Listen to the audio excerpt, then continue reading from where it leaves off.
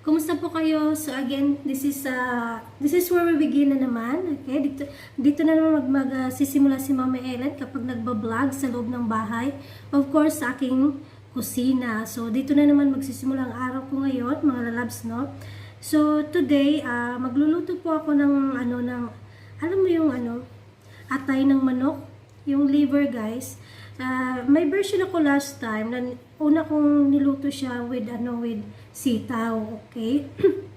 Kasi mostly ang sitaw kapag inadobo ko ay ang hinahalo ko is pritong isda. But the last video kung pupuntahan yung aking home, meron po ako doong version na nagluto ako ng atay ng manok ng lahok ay sitaw. But this time, meron siyang another twist na naman. Kasi ang aim ko this time, guys, is that I'm trying my best na lahat ng ng uulamin ko ay may halong gulay. Okay? So, lahat ng uulamin ko ay may halong gulay. So, yun ang parang yung aim ko this year. 2021, coming 2021. Kasi nga hindi na ako kumakain ng meat, ng red meat, diba? So, but still I'm eating chicken. So, kung mag-chicken ako, at least meron siyang halong gulay. Or kung fish man, except sa pritong isda.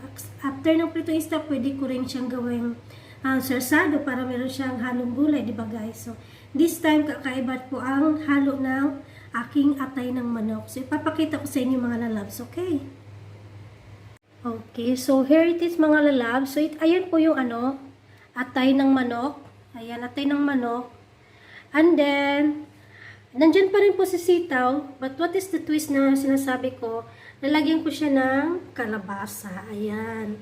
So, first time ko siyang gagawin na may kasama na siyang sitaw at kalabasa. And then, nandyan yung mga ricados ko. So, I'm just, using pa rin, bawang, sibuyas, at saka yung kunting kamatis. O, kunti lang guys, kasi pag dumami ang kamatis, medyo maasim na din. So, yan mga lalabs, at titingnan natin later kung anong magiging resulta nito. Okay, and then luto na. So here we go. Mag-gisa na po tayo ng ating bawang, sibuyas at kamatis. I don't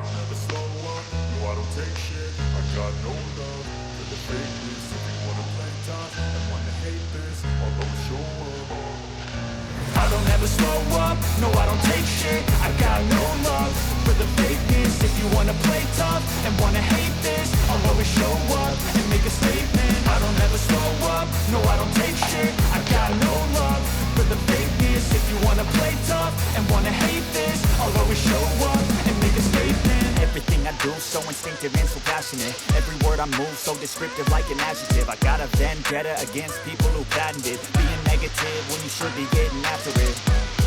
I got facts over tracks, this and that, spitting slow, speaking fast, I could roast, I could gas, think I'm okay at last, but I don't know if that can erase all the past and the pettiness, a reflection of the emptiness, hilarious, you think you're worth my time, you're delirious, mysterious, because you hide behind a fake exterior, inferior, you know I'll always be a bit superior, get off of me, this ain't no humble brag, I want you to hear words, you can say them back, I want you to feel free from the chains that last, and to believe in what you got, it was built to last, yeah. Now that I've been put through hell, I never got anyone's help, I had to do it all myself.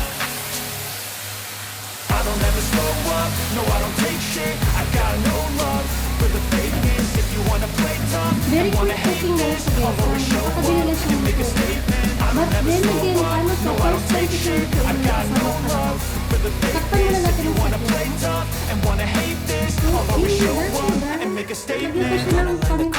Of being incompetent, mental health is confidence, dreams and some honesty. I'm not here to save the day, that's for you to take away. I could play a million mind games, but instead I say something not illogical, something that is topical. Rub it on and watch it go, make yourself unstoppable. Dreams are irresponsible, but they're always possible. If you just believe, you could be so remarkable. Thoughts in my head, a collage and they spread. I'll be great one day, going off of my meds. No, I'm not giving up, no, I'm not giving in. I will make it to the top, taking off in the wind. I gotta make it, I'm saving every day to taste it. I'm patient, but my mind, it can hardly take it. I'm chasing a dream that I've had for several late years of vacant. Modern kingdom for the taking.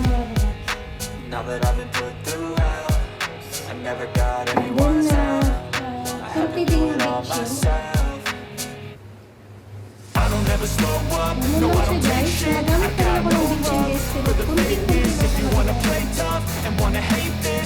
always show up and make a statement. I don't ever slow up, no I don't take shit. I got no love for the fakeness. If you wanna play tough and wanna hate this, I'll always show up and make a statement.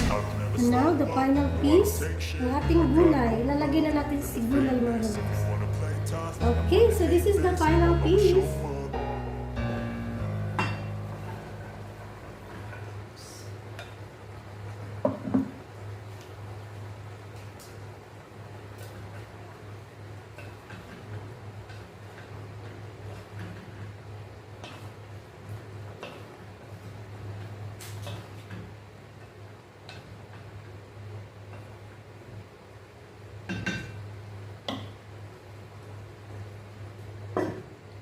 Balikan natin ng mga 3 minutes.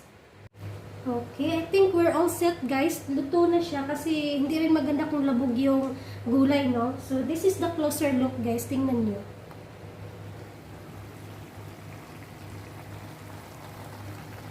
Ayan. Look. So luto na yan. And we're set. Sandali mga lalabs.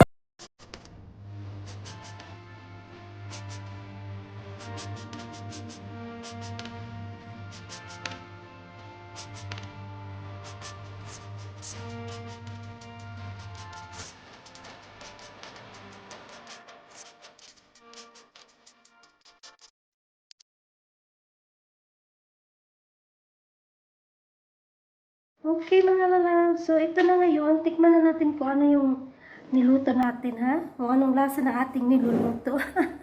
Okay, so version po ni Mama Ellen, yung atay po ng manok, okay, chicken na liver na mayroong sitaw at kalabasa. Okay, hindi mo na kumuha ng rice guys. May first time, okay.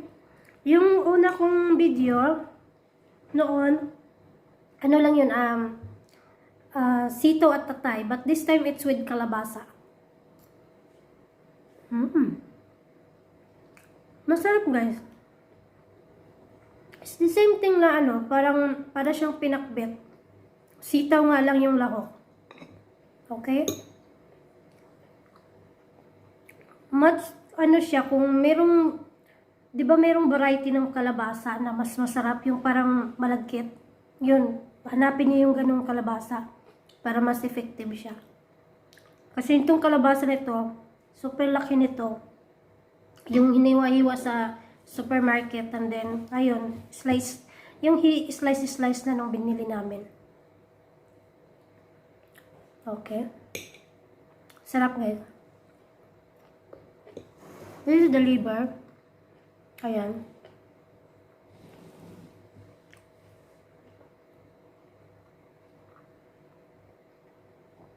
The most important thing is yung gulay.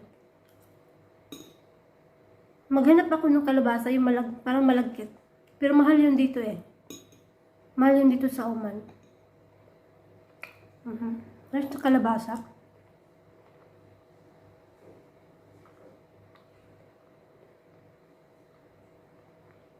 Ang hirap lang talaga nguyain ng atay. Dahan-dahan lang po. Kasi baka mabulunan. So this is it. It's the same thing. The process is the same thing. Pagluto. Okay? Yung lasa, ganun pa rin. The only thing is meron siyang kalabasa. So, ito mga lalabs, ito nagkaganapan sa umaga ito dito sa Oman, ang ginawa ni Mama Ellen. So, sana matry nyo din itong version ko na to. And this is it. Maraming salamat sa pagsama sa akin, sa kusina, hanggang dito sa pagkainan. And muli, magkita-kita muli tayo sa aking live streaming later.